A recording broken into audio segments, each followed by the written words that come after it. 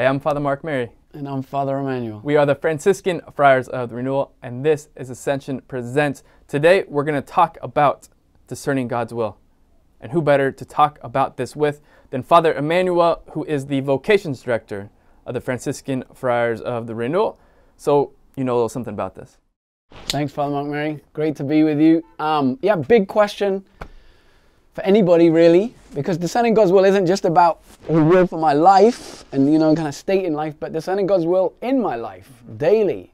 But we're going to talk specifically a little bit more concretely about discerning God's will in my life in terms of state in life questions, like what does God want me to do? First thing, just to share a little story, I had a conversion when I was 18. I was raised Catholic in England, but just really not, I was practicing my faith, thankfully going to Mass and occasionally going to confession, but not praying and not having a personal relationship with God. When I was 18, I had a powerful experience of God's love for me and knew He was real and knew that I wanted to live in relationship with Him. And so that's what I did. The people that kind of led the retreat, they said, you need to pray every day. So that's the first thing, right? To pray every day. And so how did I learn to pray? Walking my dog. I grew up in the countryside in England, and so I would walk my dog and I would talk to Jesus, just from my heart, very honestly. And I remember at one point saying, Lord, what do you want me to do? I'll do anything.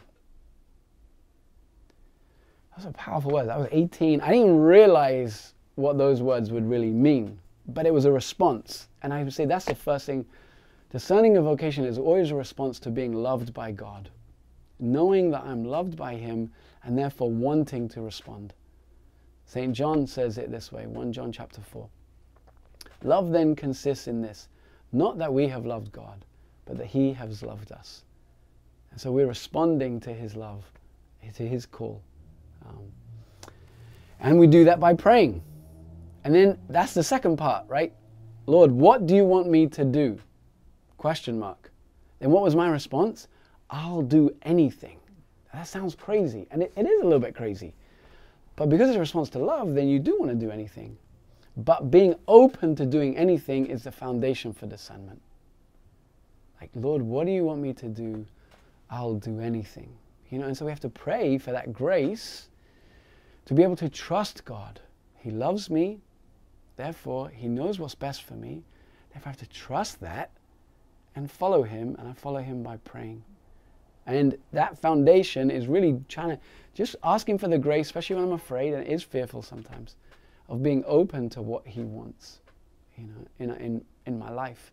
And then from then on, He can kind of lead us.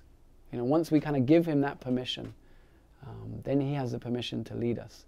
And that's the beginning of discernment. There's a lot more that could be said, but that's kind of the foundations. It's a response to being loved, and then there's an openness because of that experience of being loved to whatever He might ask of me. Any thoughts? My first thought is actually a question. It's really easy and beautiful to say, Lord, I'll give you anything, whatever you want. Right. But for a lot of us, that's scary. Right. So if someone is saying, okay, like Father Emmanuel, I hear you, that's a beautiful sentiment. I kind of want that, but I kind of don't want that. Yeah. What would you say? Yeah, great question. That's a journey. So for me, when I said that, the first thought that came to me was be a priest. I was like, I do not want to be a priest. I was 18 years old. I'd been dating the same girl for 2 years, and I didn't want to be a priest. I didn't see that I could be a priest. And so I just wrestled with God, right? I would come back to prayer. I didn't run from prayer. I didn't run from God. That's really important. And I just wrestled with God. And then it came to me. It wasn't like this flash of revelation. It was just a very simple thought. He loves me.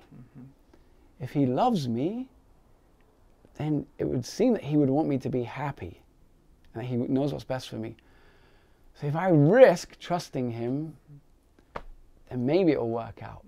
But there was a lot of, sometimes I would give in and let go, and then other times I would take it back. Yeah. But I think it's kind of persevering in that openness and trust. Yeah. So, in your own life, you've said, Lord, I'll give you anything. Have you been left wanting, disappointed? Yeah, that's the thing. Honestly, I think there's more joy. It's kind of like an adventure. It's a bit like jumping off of a cliff. If any of you like crazy, when you climb up a cliff, it sounds good, you watch your friends do it, but when you get up there, you don't want to do it. Because there's a soul, you says, you think about, I might fall, I might hit the rocks, I might land badly. There's all these fears that creep in. But once you jump, the thrill of it is better than the fear.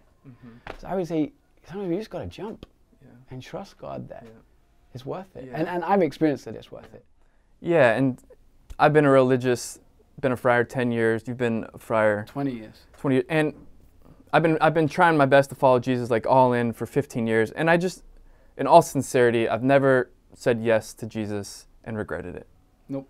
I've never said yes to Jesus and regretted it. So my brothers and sisters, I don't know, the way the Lord has honored our following him, the way the Lord has not been outdone in generosity in our gift to him, may that give you a little bit of courage that you can really and truly say to the Lord, whatever you want, I surrender to your will. I'll do whatever you want, Lord, and may that be the foundation of your discernment. We thank you for watching, Father Emmanuel.